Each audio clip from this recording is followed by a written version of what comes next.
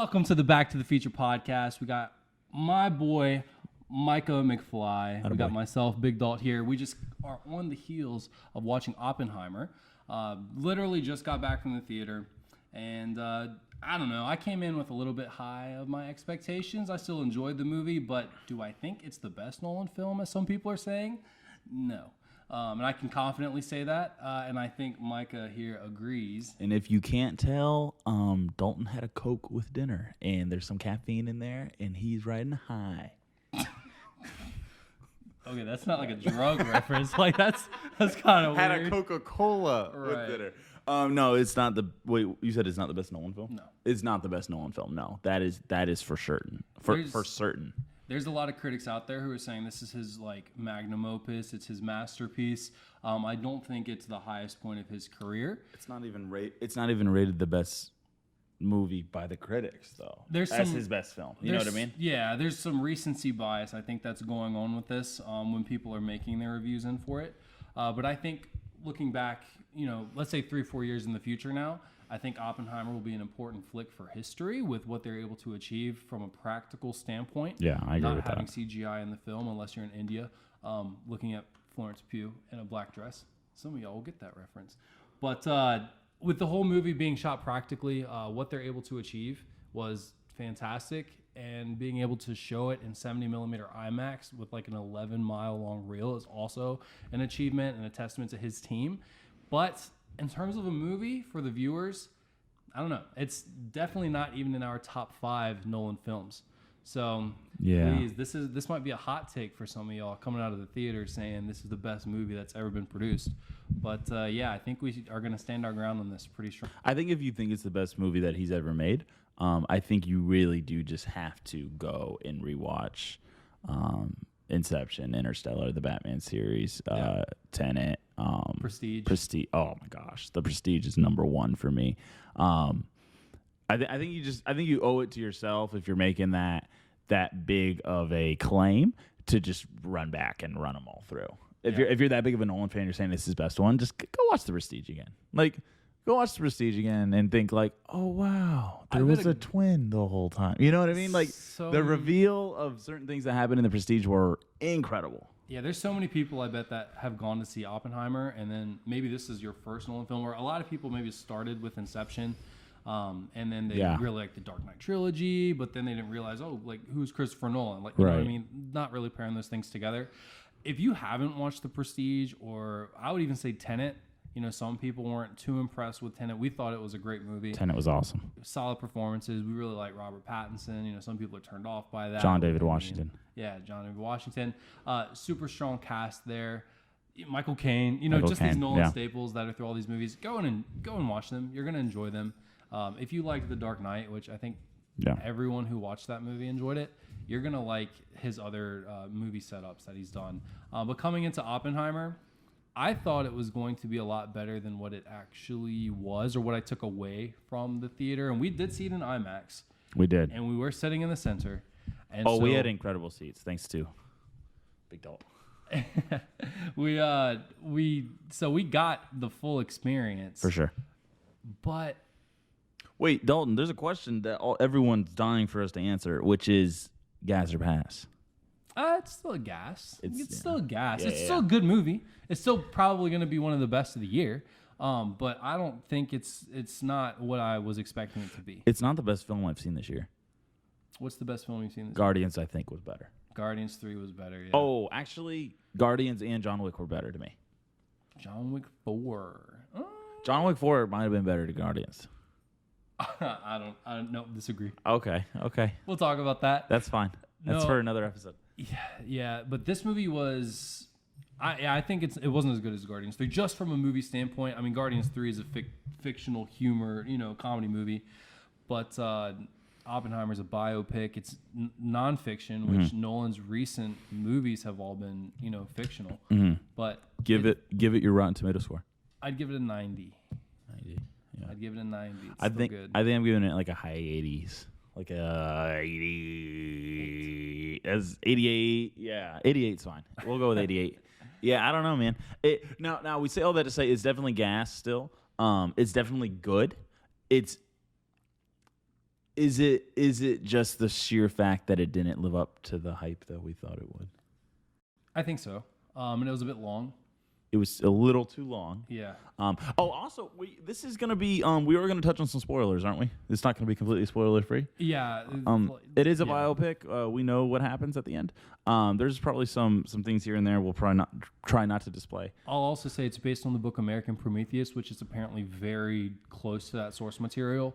So the book has been out for 50 years, so I feel like there's no real hidden details for this. Yeah. So don't get mad at us. We said it wasn't as good as we thought it was going to be. We don't think it's Christopher Nolan's best film. Some of the things they did do that was exceptional is every single performance was very, very good. I don't feel like anyone dropped the hat when it came to acting, like their performance on screen. Right. Everyone did great. Emily Blunt did great. Cillian Murphy did great. Even down to the small roles of Dennis Quaid's son, Josh Peck, and I felt like Matt Damon. Matt Damon did his Matt Damon thing, and he acted the same. Yeah, Robert Downey Jr. Robbie Downey Jr. did. It's between him and Emily Blunt. I actually think Emily Blunt had a better performance, but they both did exceptional. I don't know. I really hated Robert Downey Jr. by the end of this movie, but I also really loved Emily Blunt. So the way Emily Blunt did that, and how her character went up and down, because you really don't like Emily Blunt when she's just like, oh, I have to go to, when she's being like the worst mom ever. Oh yeah. That wasn't fun to watch. I did like. There's one scene where Robert Oppenheimer is feeling really depressed about Florence Pugh. And then she recognizes that there was something pretty devastating done to her by him.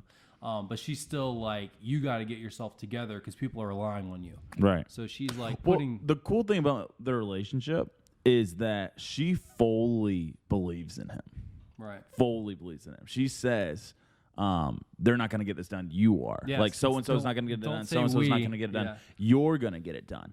And I think, as Autumn said earlier, Dalton's wife, they didn't have a classical love story. Were they even in love? We're not really sure.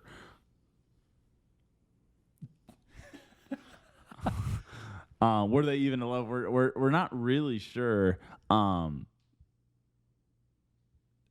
Sorry, we have a guest. We had a guest in the office, and he's making some odd noises. But she pushed him in a way that Florence Pugh's character wasn't going to do. Yeah. She said, you're the one who's gonna. And the reason she wanted him to fight was because she says it to him over and over again. No, you need to fight. You need to fight back. You need to do this because she thinks he is a better man than those. He's a man. He's a man among men, and king among, however you want to say that phrase. And she thinks he's worth more than what they're giving him, and so she's fully bought into his genius and into his personality, into who he is, which is cool. Her character just kind of sucks a little bit. Yeah, in the beginning, yeah. But then there's a very clear point where Nolan wanted us to be on her team, and then that continued throughout the rest of the movie. I'll say Florence Pugh's character, I didn't really care for her that much. No. I don't see. I mean, I'm sure that she had the role that she carried, throughout his life, and within the book as well. Playing her off as a bit more of a challenger, and it has to do a lot more. The book has a lot more to do with the communism portion of the story and the Red Scare, because that's when the book came out. Right. But I feel like Nolan definitely added a lot of that into the movie because it was such a crux and part of the conflict with Oppenheimer, and those decades spanning where he was pretty much vilified, even though he was hailed as a hero. But the book deals with that a lot more, and I think that's where her character really played a big importance. Sure. But Florence Pugh in the movie, I mean, I thought that she did great for what she was given, but kind of passable, She performed the part well. It's just I didn't really care about it. Yeah. And that might be more of a that's more something against directing, really, I would say. Yeah. Yeah, that's not her fault. Not to get on, Mr. Nolan. If you ever need some extras, we are here. But We're not gilded either. No. We're Oh, there, that's baby. right. That's right. We can come Take today. our likeness. Yes, sir. But yeah, I don't know. I think for the movie seemed very adult. Did you get that vibe? Mm-hmm. It's not a light film. It's not something you're just like, Sunday afternoon, like something I'm gonna fall asleep to or something. No, Yeah, it's a rated R. It's very heavy. Yeah. It deals with like real historic issues. It is. I don't know, and I said this to you before. I don't know if I need to watch it again. I'd have it on in the background. Like Interstellar is such a compelling story, and it's unique, and it's got very likable characters that is kind of lacking in this movie because it's a biopic. It's not intended to be that way. Right. It's intended to tell a series of events that really happened. Good biopics typically do not portray likable characters. No, because they wouldn't be good biopics. They intend real characters. And but like Interstellar, you can rewatch it because the visuals are great in this movie. Visuals are incredible. Yeah, but it was not really the same that you're gonna get with like the different planets in Interstellar, with the gigantic wave scene, with them in space, like with the launch thing where they're spinning. Like there's so many iconic scenes. Like you have the explosion of the test sequence, and then the rest of the movie's dialogue. Yeah. Within a courtroom, and within like a little back office space. I was saying my favorite part of the film was building Los Alamo because there was so much action. It was fast paced. You had great people. It felt like you were kind of there, like trying to meet these deadlines that are set from like a bureaucratic controlling party. I think the movie could be two movies. I think it could be like it kind of is two movies. The first hour and a half is fast paced. It's a little bit of a different tone. There's more life in the film, and they are working and striving, and they have a deadline, and they're going to get something. The second half of the movie is slower, drags on. It's more about bureaucracy. It's more about politics. It's less about science. It's less about drive and power and art. It's less about war, really, and the reason for war and the reason that they're doing it. And I'm a bigger fan of the first half of the movie for sure because it's fast paced. It's a little lighter, I think, a little bit more digestible. And I like the part like in the very beginning when he's just envisioning quantum physics. Oh yeah, and he's thinking of like and you kind of see atoms. And I heard about like how they filmed that, and there was no CGI used. And I thought that was awesome. It was really cool. It was really whoever did the makeup. Did an exceptional job because he looks like a college kid in the beginning, and he looks like 70 or 80 years old in the end for sure. So the makeup artist absolutely killed it. I think when I say like it was mature and it was like an adult film, it gets kind of slow. Whereas like if you are not intentionally listening and intentionally deciding like, hey, I'm going to like pay attention to this film, you're gonna get lost. Yeah, they're gonna try to fit puzzle pieces. There's together. like three timelines going minimum 3 timelines at one time going on. You got to keep track of that. And you have 2 different perspectives of the film. Yeah, you have an omniscient perspective that is you can kind of see a lot of different characters' influences, and then you have Oppenheimer's perspective, the one in color. And it's like how he sees the accounts of the events. Not that it's unreliable, but it's different. And they play on a part with Einstein that's in the trailers that pretty much like it circles the whole movie back around from the beginning to that point. And it's actually the very last scene of the movie that it comes to its head. What they did with Einstein was really nice. It was super cool. He was very tastefully put in the movie. Also, shout out to the actor that played Einstein because shout out to him. Bro was literally Albert. Yeah. All right. Albert came back. Rise from the dead. Yeah, he did an exceptional job. Yeah, man, I don't know. Something I will say that I do like is I like films and stories, like real, something I hear about or a movie where it's centered around a character, man or woman, that is so good at something, it fills them with an exceptional amount of confidence, and they almost get a little bit of arrogance. And I like that because I think it is in everybody. And I like it. I like when there's always like something to say. Like they always have a comment. Like they're that much smarter than everyone else. And they Cillian Murphy did an excellent job of doing that. And he's a little arrogant. He's kind of a jerk. He sleeps around. Like, and they say this, like, he's a ladies' man. Like, he's not the most likable character, but I still liked him. And it's very human, right? He made mistakes, like, and he even talks about the mistakes he made and regrets he had about building the bomb or doing this, that, and third. Right. And I thought it was super interesting at the end when Robert Downey Jr.'s character was saying, like, if he could do it all over again, he would build it again because he loved the fame that came with it. He wanted the Trinity, but he didn't want to be the bomb that killed Nagasaki and Hiroshima. Right. So, yeah, and I thought Robert Downey Jr. was correct. Yes. Saying that. No, he was. He was. There's some complexities. But like, you still liked Oppenheimer. Yes. You still liked the character, knowing that, which I thought was cool. And I think it's very human. I think that's in everyone. I think when you're exceptionally good at something, it's very easy to become arrogant and put up your blinders. Yeah. I think when anyone gets good at anything, that can happen. Yeah. And I thought that was really, really, really well done. I was a fan of that for sure. What was your favorite scene in the whole movie? Because I can share you mine while you think about it. I think so. It's between, there's two, and I'm gonna share one with yours. So I'm not gonna say that one. I'm gonna let you say yours because I would be stealing it from you from earlier. Okay. But when they're testing the bomb and they find out the ignition works and everything goes silent. And everyone sees a bright light, and the bright light turns from like a white light that's on us like right now, and it turns into like an orange, and they are all having, and it's just quiet, and you can see the expressions on someone's faces. That's the beauty of acting, when someone can tell you what's happening without saying words, and they're able to convey emotion on their faces, and all the actors. It's not one scene, it's like multiple scenes, multiple cuts. Yeah. They are all conveying what's happening. You know what's happening. The visuals are beautiful. The acting is excellent. And it's quiet. And then what are the words that are said? Destroyer of worlds. So I am become death, destroyer of worlds. You hear that at a super subtle voice. And I think it's Oppenheimer's voice who says it. Yeah. And it's his mouth isn't moving, so I guess we're hearing that in his head. Right. Is that right? Yeah.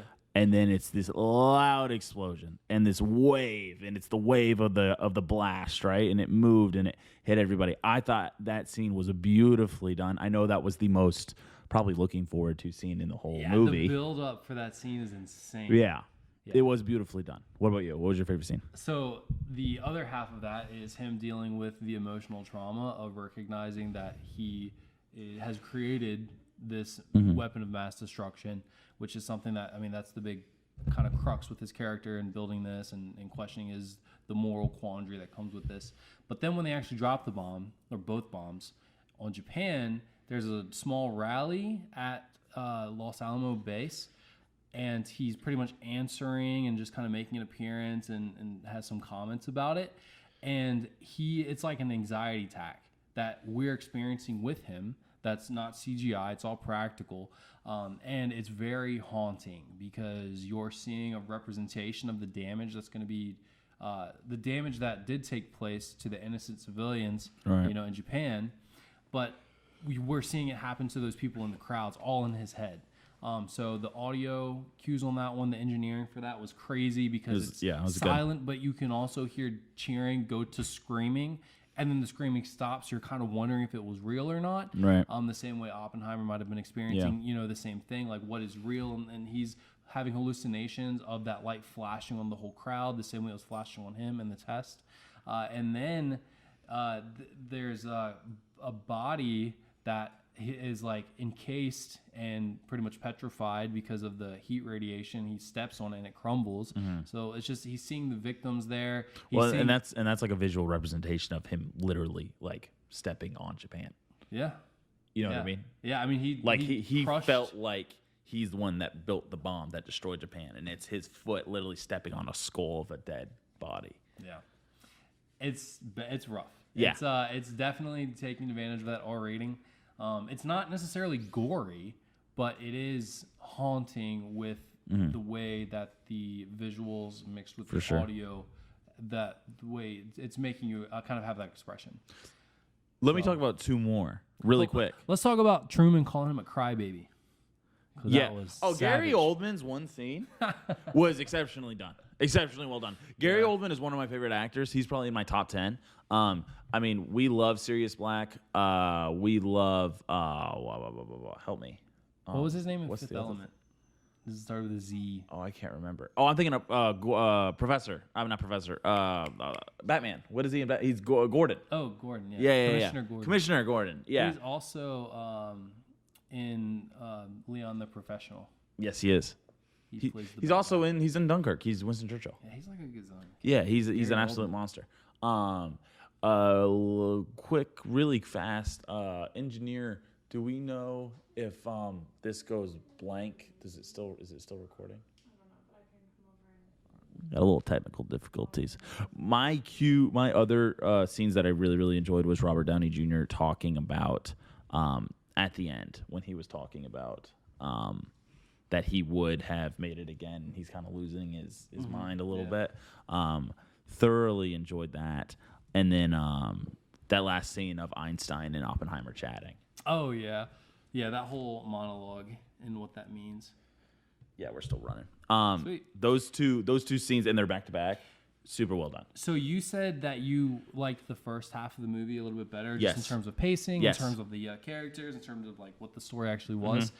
I agree, but then also the ending, I think, Was exceptional. was the best Absolutely. part I outside of agree the with actual you. explosion. Yeah. No, the ending was so good. The ending was exceptional. I don't know, man. I enjoyed the film. I feel like it wasn't as good as I wanted it to be. I feel like all the performances were really, really, really well done. I think it could have been half an hour shorter, and it would have made the film much better. But no, I mean, listen, probably the best cast assembled on TV on screen in a really long time. They True. all killed it. Yeah, it's just somehow it just didn't work perfect. Do you see what I'm saying? Yeah. And it was kind of like a history lesson was mixed up with a science lesson a little bit, which I'm into. Like, I like learning. I think that's cool. But yeah, I don't know. For me, and people are gonna disagree with this. For me, it was not like a perfect film. It's a good film. I'm happy I watched it. I feel like I learned something. Yeah. But yeah, I feel good with my rating too. 4.5 stars on that 90%. 90%. Yeah, 90's fair. 90's fair. Yeah. 94 best film of the year. What did Guardians get? Wasn't it like 97? What was it? Yeah, it was high. It was Oh, up so there. then I'm agreeing with Rotten Tomatoes then on this one. So, Yeah.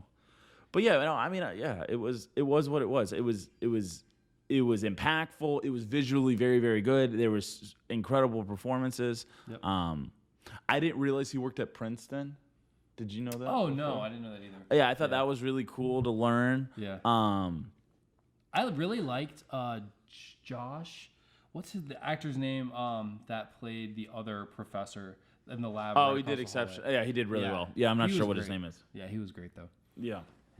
So, all right. Well, honestly, if we're gassing all up on this one, I mean, I don't know if there's really much else to say on No, this. I would get out. Yeah. I would get out there and watch it. I think if you have not seen, if you think it's like the best Nolan film ever, Watch Prestige. Go watch The Prestige if you haven't seen it. And then, yeah, I mean, he did a good job. We. It's not my favorite Cillian Murphy though. Who's your favorite Cillian Murphy? Inception. I liked him a lot more than that. I don't know. Did you watch Peaky Blinders? Oh yeah, that's true. And that had Tom Hardy in it as well. Yeah. So, Shelby. Yeah. We love Shelby. Tom Shelby. I think that's his name. Yeah. Yeah. Tom Shelby. Yeah. He I didn't finish that series. I think he's a bit underrated. Like I like how he's getting all the attention now. Cillian? Yeah. You think he's underrated? I think he was pre-Oppenheimer. He was always like a background character to these bigger movies. Peaky Blinders, I think, like put him on the map as someone truly special. Because I mean, this dude was making stuff back like 28 Days Later and stuff like that, right? Like he's been in the game forever, but he's never been like that Hollywood A tier. Not to say that that's his goal. I don't think he necessarily wants to be in that space, but he's always operated as like a secondary character. So him getting the chance to shine in a Nolan movie is really great. Well, he's in like every Nolan movie, but yeah. Yeah. Have you've seen Tron, right? Yeah. He's got like 3 lines in Tron. Who is he in Tron? He's like a board member that like takes over. Yeah, that takes over the company. He's got like 3 lines in Tron. I just watched it recently. I was like, man, it's Cillian Murphy. He's just like in the movie. Yeah. Average. I don't know. You think he's underrated? Yeah. Yeah. I think he's got an extremely wide range. Robert Downey Jr. is like giving him a ton of praise on how he was in the production. Giving him a ton of praise? Yes, he's saying he's the most. Because apparently there's a story over a weekend where he had to learn all of his Dutch lines. And so Robert Downey Jr. is like, oh, you know, I don't know what it was. He was like, oh, we got a long weekend coming up. What are you going to do? I'm going to head back home. You going to the beach? He's like, no, I'm going to go learn these like 2,500, words of Dutch, for these lines. And it's like 6 seconds in the movie. Yeah. And so Robert Downey Jr. is like, this is an actor who's sacrificed more than any other person I've worked with. Yeah. He has such a passion for the craft. So I think he's exceptional. I do. Mm-hmm. I don't think he's like in my top 5 actors. Yeah, I don't think he was the best actor in that movie. I think he did the best. I think he was the best performer. Yeah. I think he had the best performance for sure. I'm not taking that away from him. Well, Robert Downey Jr. had a great performance. So did Emily Blunt. They all did. A lot of people had great performances. But like I have seen, like, it's incredible. And Gary Oldman had literally one scene, but it's incredible how many good performances like Gary Oldman has strung together. Yeah. You know what I mean? Like, my guy's a legend. Yeah, but Cillian Murphy, he's, I'm glad. Matt Damon, come on. Yeah. Matt Damon? I mean, Matt Damon's been doing this for a long time, bro. He was funny in this movie, too. He brought some humor out to it. But, yeah, I don't know. Cillian Murphy, I'm glad that he was able to get this role in. There's footage going out now of him auditioning for The Dark Knight. And then he ultimately said he's glad he didn't get it because we were able to get Christian Bale's performance. That's the type of person. I think he Cillian wanted Murphy to be is. Bruce Wayne. Yeah. Oh. Check it out. There's some sweet footage of his testing for that. So I could see him being Bruce Wayne. Yeah, well, when this is going to be dropping out then, we definitely recommend you go to check out some other Nolan films. Who knows when his next movie is going to be out. He said he's not going to do any more superhero flicks, but we don't know what that means for the future of him. I think he's definitely not done making movies yet. I don't think he liked that he did superhero flicks. Yeah. Do you know what I'm saying? I don't know. It made him a lot of money. I know, I know, but I think like he did that to get relevant, and then I don't think he would ever. Yeah, I don't think he would like ever. The Interstellar, the Inceptions, a crazy mind-bending movie. It doesn't seem like he's into that stuff that he made, like really? the Batman movies. Yeah, he doesn't really speak well about. Did you see what he's? Yeah, for the Batman movies. The Batman movies. Yeah. He doesn't seem to speak like highly of it. Did you see mind-bending. what he said about Inception? No. You know the end of Inception, right? Is it a dream or is it not a dream? He answered it. I did not know. I don't know. No. Oh, breaking news! Breaking news! Back to the feature. The answer is not going to be like what anybody wants it to be. The answer is it doesn't matter because the character, Leonardo DiCaprio's character, has decided like that's where he's going to be. Oh, with his kids. Right. Yeah. Okay. Well, okay. I mean, I did know that. I thought that there was like something more like concrete to the story. No. Nothing more concrete to the story. Oh, no. That's great. Yeah. That's the type of stuff that Nolan was like his best in, I think. What do you mean? When there's some interpretation, when he has control over what the audience should be taking in. Yeah. So. Well, he's very good. He is good at giving the audience an opportunity to figure it out. Yes. You know what I mean? Yeah. We've talked about this before with like M. Night Shyamalan. Like his best movies are where the audience has to figure it out. We have. Now it's spoon-fed. And Christopher Nolan. I mean, he gives it to you like in The Prestige. He gives it to you, but you have a ton of. If you watch The Prestige the first time, you're gonna be like, oh, like there was this reveal and there's this reveal. Oh, that's how that's happening, and it's a magician movie, so like there's all this like sleight of hand and whatnot. But then you watch it the second time, and you're like, oh no, he told me. Yes. He told me like 6 times. He told me in the first scene. Yeah, he told me over and over and over again what's happening. Actually, we need to rewatch that movie. You know what? We're gonna put it on right now. We gotta do an episode of this. Oh, it's 10. Oh, maybe not. I don't know if it's gonna be our next episode, but we're definitely hitting up Prestige. Well, let's just take a dive into the Nolan verse. The Nolan verse is a great idea. We are going to do an episode where we are going to go through and critique and rate our top Nolan films and talk about why. So check out our Back to the Nolan verse podcast. Back to the Nolan verse, yeah. Okay, who's winning in a fight in the Nolan verse? Bane. Oh wait, are guns allowed or are we just brawling? But Oppenheimer can just blow them all up. Well, we got to decide if weapons are available because a nuke's kind of hard to beat. Yeah, you can't really. But then, like Inception, like they can just go inside people's mind and be like, "Oh, my gosh, yeah." But then, like, there's just 100 Hugh.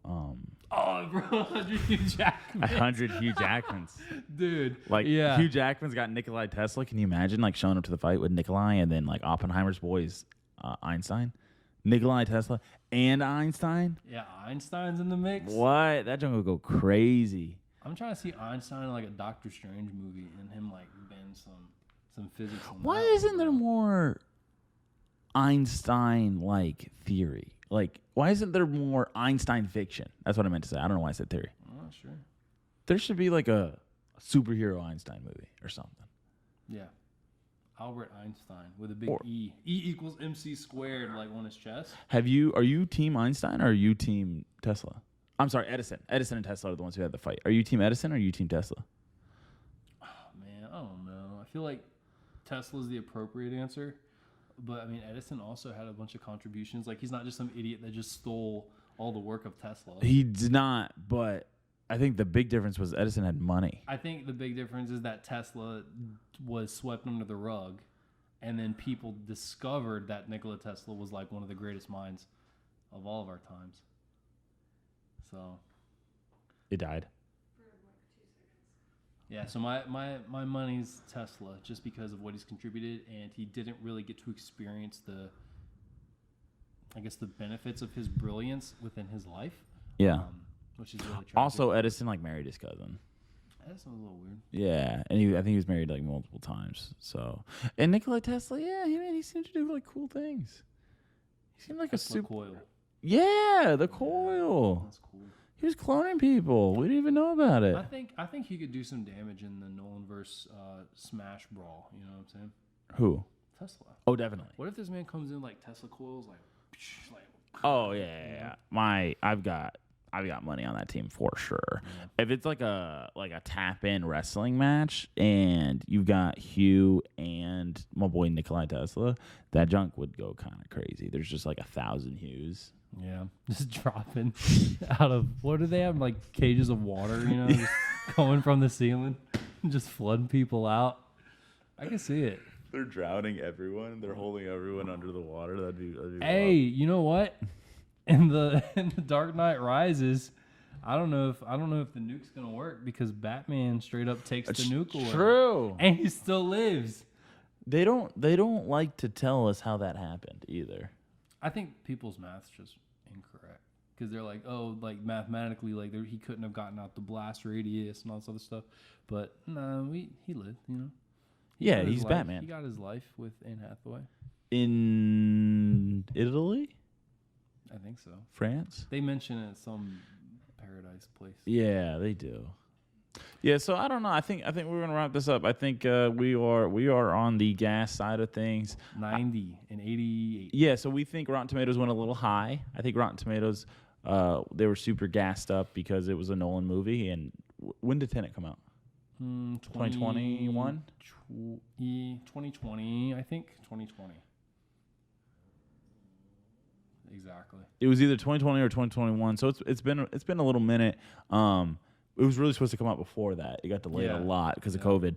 So I think that everyone was excited because there's a new Nolan movie. Christopher did a great job. We appreciate you making films. Keep making films, Christopher Nolan. I think Rotten Tomatoes was a little overrated. I think people saying it's the best film ever is not accurate. We do think it's one of the most beautiful films. You know, shot pure 35 millimeter. So visually appealing, extremely visually appealing, and that is not a crack at the Oppenheimer jokes. So get out and watch it if you haven't seen it. We like it. We think it's a little overrated. But yeah, it's a 88 and for me, and it's a gas. That's right. So we're closing out. Let us know your own thoughts on this one. Send us a message, leave us a review, leave us a 5-star if you made it out this far, but we certainly appreciate the support. We'll check you next time. Thanks. We are out.